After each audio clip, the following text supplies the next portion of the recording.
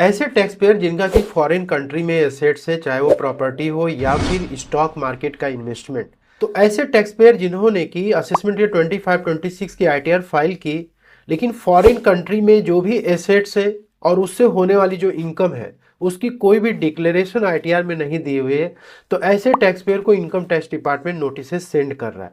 और ज़्यादातर ये नोटिसेस ऐसे टैक्स पेयर को सेंड किए जा रहे हैं जिन्होंने कि यूएस यानी कि यूनाइटेड स्टेट्स ऑफ अमेरिका के स्टॉक मार्केट में इन्वेस्टमेंट किया हुआ था और वहां से उनको डिविडेंड की इनकम, इंटरेस्ट या फिर कैपिटल गेन की इनकम हो रखी है, लेकिन उन एसेट्स की कोई डिक्लेरेशन नहीं दी गई है। दोस्तों, ये जो पर्सन इन्होंने अपनी आईटीआर को फाइल कर दी थी असेसमेंट ईयर 25-26 की, लेकिन अब इनको डिपार्टमेंट ने ईमेल जारी किया हुआ है जिसमें बोला है कि यूएसए अथॉरिटीज से हमें डेटा जो है मिला हुआ है कि आपने जो है फॉरेन कंट्री के एसेट्स में इन्वेस्टमेंट किया हुआ है और आपकी इनकम हो सकती है।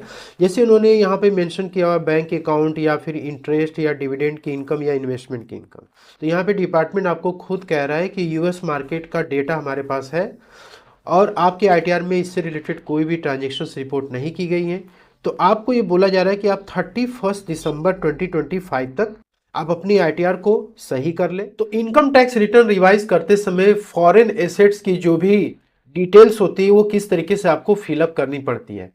तो देखिए, सबसे पहले तो ये है कि जो फॉरेन कंट्री से आपको इनकम हो रखी है उसको आपको शेड्यूल ओएस या फिर शेड्यूल कैपिटल गेन में रिपोर्ट करना होता है। जैसे आपको डिविडेंड की इनकम या फिर इंटरेस्ट की इनकम हो रखी है तो आप क्या करिए, शेड्यूल ओएस में उसे रिपोर्ट करिए।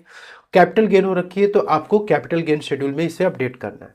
और सेकेंड है कि आपको शेड्यूल फॉरेन एसेट्स, जिसको कि शेड्यूल एफए भी कहते हैं, उसमें भी आपको पूरी डिटेल्स अपनी सबमिट करनी है, जो कि आप स्क्रीन पे देख रहे हैं। ये सारा आपको उसमें फिलअप करना होता है।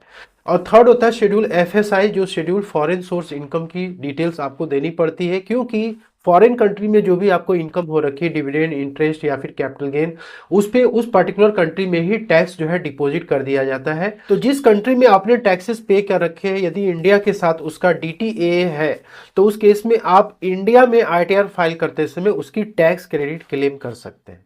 इसलिए आपको शेड्यूल एफएसआई और साथ में आपको फॉर्म 67 ये दोनों ही सबमिट करना होता है, तभी आप टैक्स क्रेडिट को क्लेम कर सकते हैं। तो आप अपनी आईटीआर में फॉरेन सोर्स की इनकम को डिक्लेयर करेंगे और उस पे जो भी स्लैब रेट्स या स्पेशल रेट से जो भी टैक्सेस बनते हैं उसमें दोस्तों ये जो टैक्स क्रेडिट है ये माइनस हो जाती है, रिमेनिंग आपको टैक्सेस पे करने होते हैं। तो आप इस तरीके से अपनी आईटीआर को रिवाइज करें। Hope you like this video को पसंद आए तो लाइक शेयर जरूर करें। Thank you so much.